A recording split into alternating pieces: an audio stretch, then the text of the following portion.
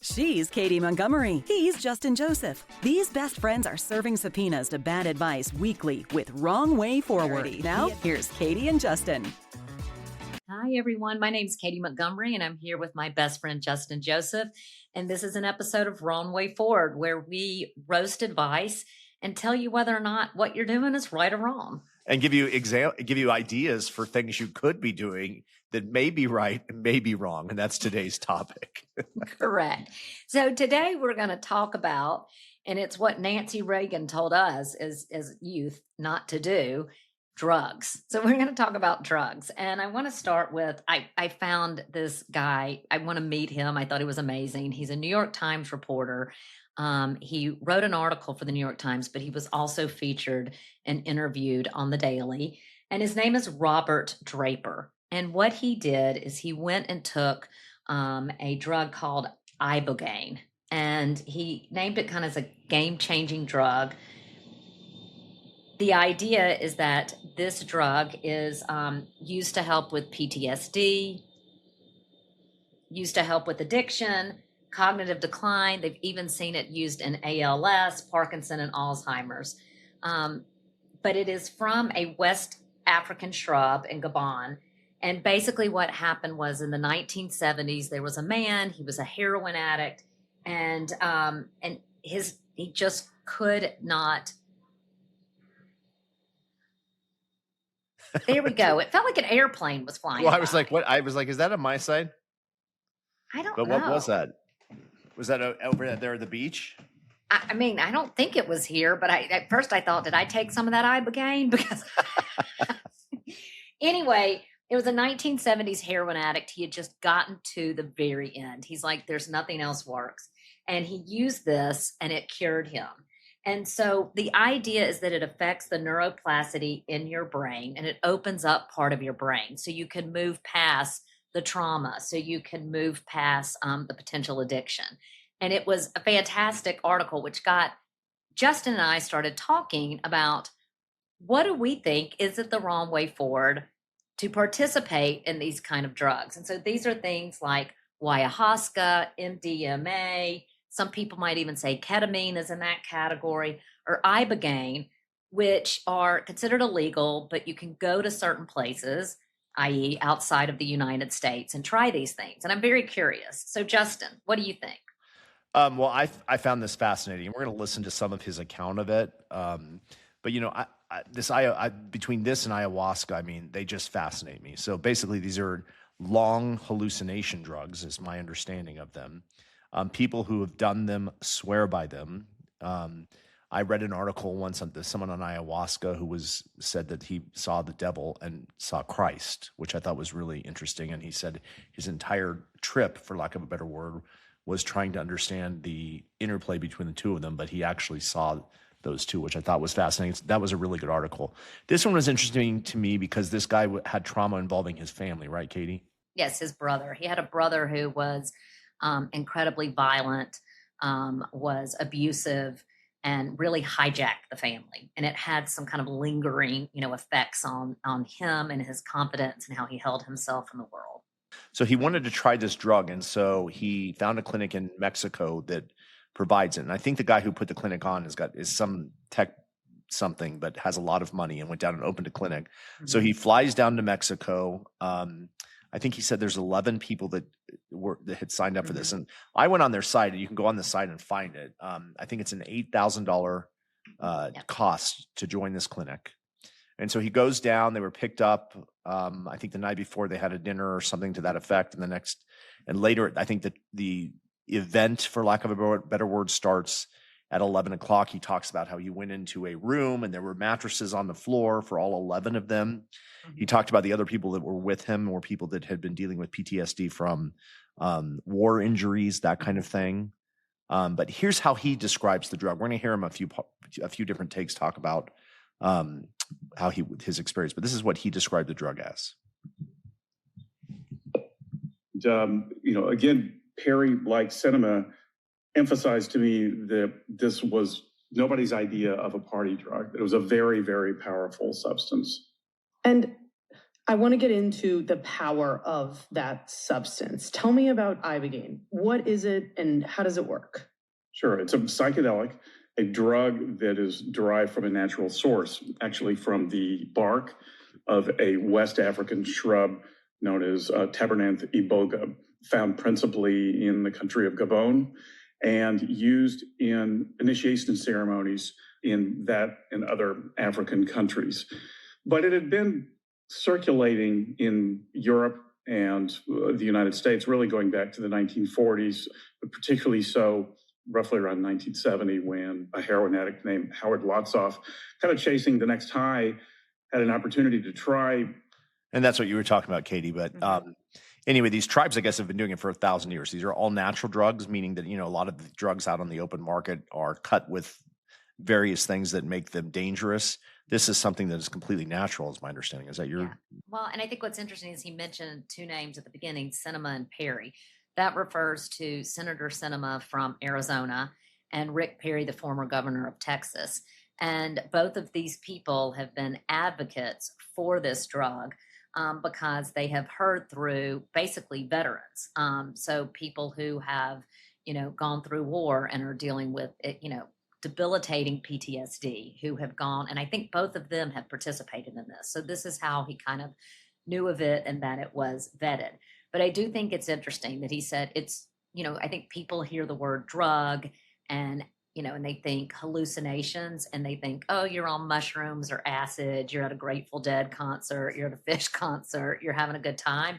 And they're like, it's no walk in the park. Like it is, it doesn't just affect your brain and the visuals, it actually affects your body. And it's the same thing with ayahuasca. I mean, you can puke, you can have stomach pains, you can have terrible diarrhea.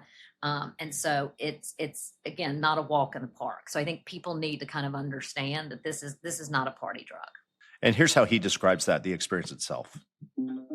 So I sat there and I started, rattling the maraca along to the music. And I felt a little bit goofy doing this. And so after maybe 45 seconds or so, I decided that I would stop. I also noticed I was beginning to get lightheaded.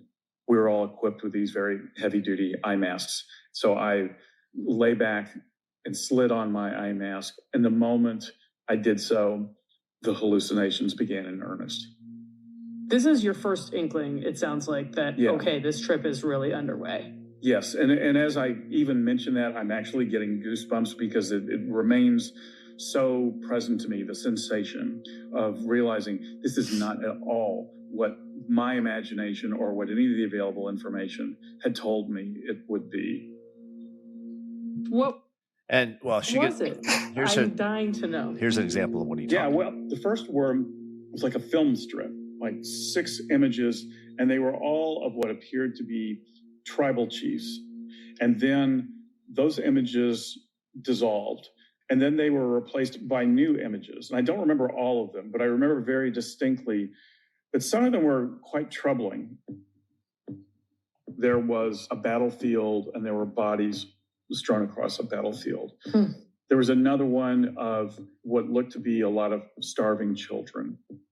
And all of these were static images. But then the next image that came up was the only one that was not static, which was a pile of rocks and then these long black snakes slithering out of the rocks. Okay, and I would have had a heart attack right there. Anyway, so that gives you an idea. It's a hallucination. He says he doesn't remember. I think he said he remembers about a third. This took place over 12 hours, right? He has these hallucinations over 12 hours. He remembers about a third of it. And I'm still trying to understand why it's cathartic and why all these people come out changed. He'll talk about that in our last clip in a minute, but basically it lets you see your life as you were meant to be, is my understanding. Is that what yours? Yeah, I think so. I have a really good friend, one of my best friends from law school. His wife is basically a ayahuasca practitioner. Like she's the one who kind of like runs these and manages these. So I think he's done it 3 or 4 times. And what's interesting is I think he has a deeper level and a more intimate kind of understanding of himself each time he does. It's almost like exponentially kind of increases. But he comes out, the words that I would use is like at peace. at balance, a contentment, a kind of understanding, like maybe like an itch that's been scratched, Oh, we should have him on the show. Yeah, or even have her, because she kind of, Oh yeah, let's runs have her. That's a good show. those kind of ceremonies. But so, I think what's interesting, and I'm really torn. I am so curious, and I really want to be like, what would I see? What would I feel like afterwards? Would you see your mother or your father with that? Yeah, or what are the possibilities? Then there's part of me that it's like, I don't want to puke and duke in front of anyone. Like, I'm terrified I'm going to shit my pants in the middle of this, much less, we're bedwetters. I'm sure going to piss my pants. And so I'm mortified of that. But then I'm also scared about what I might see. And I don't know if you remember this, Justin. It's when I was student body president, you were vice president, there was some kind of event and they brought in a hypnotist. Oh, yeah. And they put me on stage and I just fought it because I was so scared that in front of the entire student body, I was going to say something like, I'm a virgin. And I was so terrified. So I'm also terrified about what I'm going to see. Like, could I be the 10% that doesn't have an awakening, but instead, awful. Because here's the thing. I think this is still somewhat risky behavior, correct? It's not completely regulated. You're having to go to a foreign country, to do Ibogaine. So I'm really torn on what's the right way forward for me or what's the wrong way forward for me when it comes to using a potent, really big time psychedelic. We'll be back after a quick break. Do you wish you had a place where you could talk about all of the things in midlife that nobody says out loud with people who have both experience and expertise? The hormones, the emotions, the changes in your body, relationships, and work. The identity that does not quite fit anymore. Messy Midlife is 3 naturopathic doctors and 1 therapist having the unscripted, unfiltered conversations about all of it. We explore the strange, powerful transformation hiding inside as we navigate finding ourselves again and letting go of what no longer fits. 0 filters, 0 pretending, 0 apologies, 100% real. Join us for Messy Midlife anywhere you listen and become a part of our community. We'll take that up on the other side, whether to do or not to do Ibogaine. We'll be right back. You've been listening to Wrong Way Forward, where bad advice goes to die and then gets resurrected just so we can roast it again. If you're enjoying the chaos, hit like and subscribe and come back every Thursday for new episodes. Have a new topic or some disastrously bad advice you want to dissect? Email wrongwayforwardpodcast@gmail.com. Include your contact info. Now back to Wrong Way Forward. Roasting the worst advice ever. Welcome back to the Katy and Justin podcast. Hi, everybody. Welcome back to this week's episode of Wrong Way Forward, where we're talking about something that's fascinated me for some time. We've heard about ayahuasca. Aaron Rodgers, the football player, has done it and swears by it. Everyone that I know of has done it and sworn by it, except this one that I talked about at the beginning who saw the devil and it scared the hell out of him.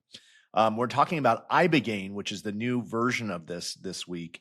And again, it's like a 12-hour trip. You go down to Mexico. This guy says apparently they hook you up to heart monitors, which is interesting to me. I'm like, that scares me. I think if you have like an arrhythmia or something, like you have to be kind of medically cleared for something. I also want to say Aaron Rodgers doing this is by no means a great endorsement. This guy's anti-vaccine.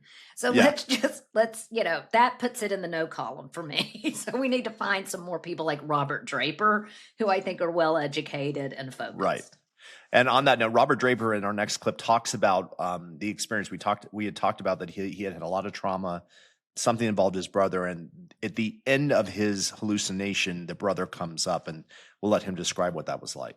What were your feelings when you saw, for example, the images of your family or of you in this kind of confident state? I remember I had the capacity to say, that's an unmarred version of me. That's a me I recognize and yet that I haven't seen before. I think that really sums it up, that what the positive outcome for him is that you see an unmarred version of yourself, the version of yourself that you were meant to be before trauma and life experience and all of that. And so that's interesting to me. Oh, I think it's super interesting. And I'm wondering, it's interesting when he talks about his journey. He had been on a wait list, and then he got, I guess, a call, and he ended up like going over Thanksgiving. And so, part of me is like, I can tell you this much. I would never be able to do it completely on my own. I would not go down with a group of strangers. Like, Would I you would go have with to your go sister? with you or my sister, or like, Not me. I mean, you would not be much support. As soon as I shat my pants, you would tell everyone in the circle. Well, that's the other thing the guy says. He's like, you're in the middle of hallucination, and he's like, the only time you really come out of it is because you can hear other people vomiting, and in your case, shitting yourself, and then you just drift right back into your hallucination. I mean, I'd probably be a double barrel shotgun. I would probably be pooping and puking. I mean, it would probably be horrific. But I would never have the nerve to go by myself. Like, I would have to have someone that I knew there, first of all, to experience it with me, because I would have to debrief about it for time. Months. Yeah. And I would need to have someone who would have some frame of reference, because, if I was talking to somebody, I would. So I just wouldn't do it. I couldn't. I'm too much of a scaredy cat. And I think it's the control for you. Yeah. Oh God. I'm afraid what it would show. Well, I mean, me too. So, I mean, I think I could see myself doing ayahuasca before this Ibogaine. Because would you do it if you had your sister and you went? Would you do it? Here's the thing. I think that I would lean towards yes. Like, I think right now I would probably be like a 7.5, and I think maybe it's because I have this good friend from law school who's done it multiple times, and I trust him, and I find him to be smart and complicated and interesting, and and when he kind of debriefs on it.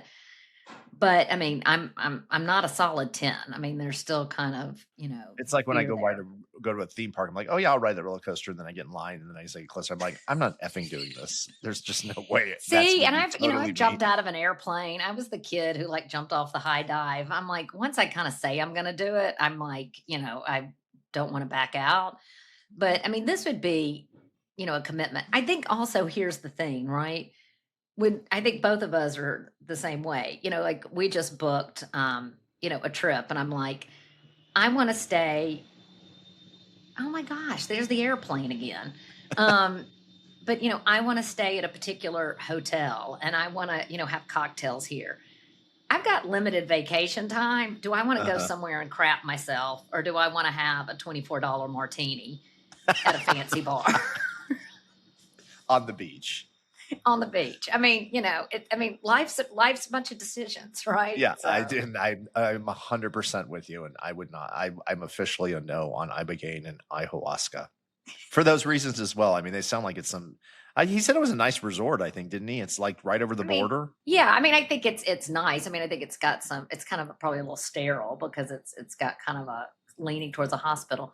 But here's the thing, they're now using MDMA. So I think the book that I read was called The Tell, about a girl who had completely, I mean, it's brutal, this book, but she had completely blocked out sexual abuse in like high school, like did not recall it, and like comes back, and it starts to come. And I think she was the one, I read so many books, they all kind of blur together, but I think she did some MDMA therapy, which isn't that like Molly? Or isn't that like, I've done some MDMA therapy as well. Oh, you have? especially in my 20s. On a Friday night? Yeah. Well, the other thing is I know a lot of people who are doing the ketamine therapy, like right now. Oh, you do? The only person I know who did that was... Elon Musk? No, the dude from Friends. I read his Matthew Perry, and it didn't turn out well for that's him. Recreational ketamine. There's a ketamine therapy that you can get prescribed from doctors. No, I mean, it's under doctor supervision, but I know people who are doing that. Again, when you use Elon Musk, that's not a good endorsement for me. All right. When we come back on the other side, we'll wrap up talking about Ibogaine and ayahuasca and whether it's the right or wrong way forward. We'll be right back after this. Thanks for streaming Wrong Way Forward, the weekly reminder that advice is usually free for a reason. We call out bad advice wherever it hides: boardrooms, break rooms, and even book clubs. Enjoying this dumpster fire? Like, subscribe, and check back every Thursday for new episodes. Want us to roast your favorite piece of nonsense? email us at wrongwayforwardpodcast@gmail.com. Be sure to include your contact info. We're not psychic, just judgmental. And now, back to Wrong Way Forward. Roasting the worst advice ever. Welcome back to the Katy and Justin. And we're back. And I think we've come to the conclusion that these kind of mind-altering, hallucinogenic, kind of long trip kind of drugs are the wrong way forward for Justin. Could potentially be the right way forward for me. But, this leads me to kind of, again, we love to talk about kind of celebrity bad behavior. And I have a very, very soft spot, Justin, for Britney. I always chose Britney over Christina. Britney was just such a part of our culture. I mean, we danced to it at your law school graduation. We played it in college. I don't know. It was just, she was from Mississippi, she tried. And so, has recently, I think, has pled to maybe a DUI and has gone to rehab based on kind of some urging of her two sons. I think they did an intervention. And so I think that's really the right way forward for Britney. I don't think Britney should be under a conservatorship. I think Britney should be able to make adult decisions. But, Britney has experienced quite a bit of trauma. So what I'm wondering is what would an Ibogaine... What trauma? What do we know about that? Well, I mean, I think, she was with Justin Timberlake and he cheated on her. She aborted a baby. I also listened to her biography. I think her father was pretty much a piece of shit. She has been under this conservatorship. She's had some unhealthy marriages. She was worked to the bone. I mean, lots of people were on her paycheck and she was supporting them. She didn't get to take a lot of breaks. So, Ibogaine might be good for her just to kind of move through this trauma and get on the other side of it. I feel like she has some mental health issues that probably are not going to be addressed by rehab. I think that's probably accurate. Yeah. But are you still pro Britney? No, I'm not. I wouldn't say that. Like I said, I think she's had a leg up much more than a lot of people. And there was a day when Britney was normal. And so I don't know what happened, but something's off with her. And, this latest, just talking about celebrity bad behavior, you've got her, Tiger Woods, Justin Timberlake, these people that can afford to be driven around and they're out there doing God knows what behind the wheel. And so I think that, talk about entitlement. That's what it is to me. It's just crazy. And so, no, I'm not a fan of hers anymore. I mean, I think she does some really crazy stuff. I also think she's been a terrible mother to those kids. Yeah. I mean, she's, and I don't know if that's 100% of her own doing. I also just wish somebody would get her a cute outfit and get her, maybe do a keratin treatment on her hair. She just looks so haggard and maybe, usually if you dress for success, I'm if you look good, you feel good. I'm wondering if that might also help. I totally agree. I'm tired of seeing the weird dances as well. Oh, the dances.